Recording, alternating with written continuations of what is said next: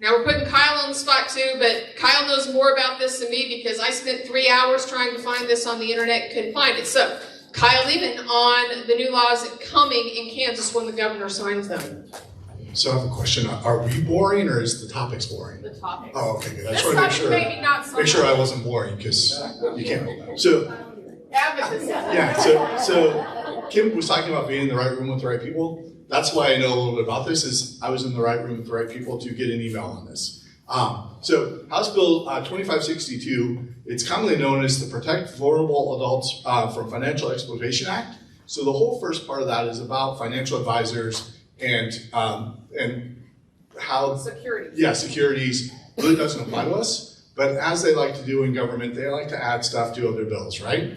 So the House approved this 2562. They approved a different bill that's called the Contract for Deed. They had another bill that didn't get debated, but the Senate added those bills to this bill because it's a lot easier for the governor to sign one bill than a lot of bills, right?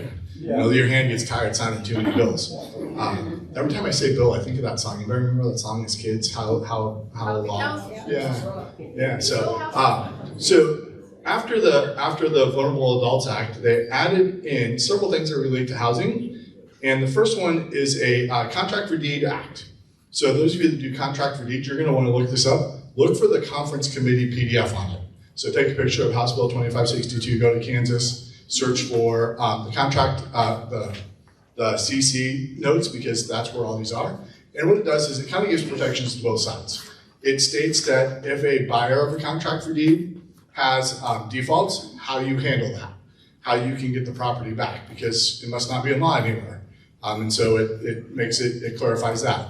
It also gives the buyer of those some assurances as well, because it goes and says things like, hey, if you get it for do a subject to, and then you sell a contract for deed, you need to tell that contract for deed person that this mortgage is here, and unless they agree to take that on, then it has to be paid off before the end of that contract for deed. So I know you guys are all doing it the right way and really disclosing that, but unfortunately not everybody does that. So that's how this came about. It came from Wichita. More on this later when we have a chance to digest. Yeah, it came from Wichita. So there must have been something happening in Wichita where one of the senators there got an earful from a bunch of people. So that's all I know about that part of that. The next part is the restrictive covenants. So a lot of covenants have stuff that is against fair housing. Homeowner association. HOH, yeah, HOA covenants. They are creating a way for those to be removed, even if the HOA is defunct. Because a lot of HOAs have these covenants that are in place that still cover that, but they're not actually operating as HOAs. So they've created a way for those fair housing violations to be removed. Kind of one that probably needed to happen at some point just to get rid of those. I don't even know what that one is.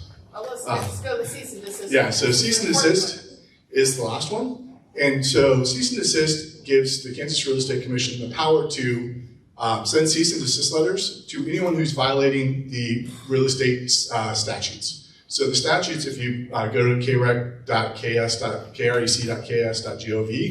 krec.kansas.gov, you can read, and there's about 10 things that require a real estate license. If you are doing those and you don't have a license, they can now send you a cease and desist letter once the governor signs this. And so know what those are so you aren't violating them. There's other things in there like there's certain state and national requirements for a contract that have to be in every single contract. They can now, if they get a copy of your contract that you're buying a property, not using a pre-done one, they could say, hey, you need to start adding these things to that contract and hold you accountable. The laws apply to everybody. Unfortunately, they haven't been able to enforce a lot of the laws because they haven't had the power, the government, the House and Senate and the governor haven't given the power to actually enforce the laws.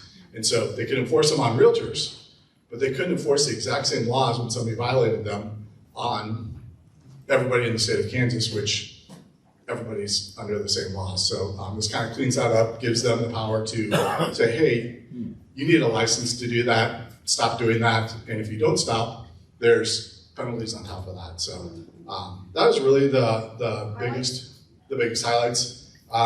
There's another spot about homeowners associations, but nothing that's really too big on that part. But you can read everything right there. It's only 13 pages. Thanks. Really hard to read on my phone. All right, well, thank you, But Kyle. yeah.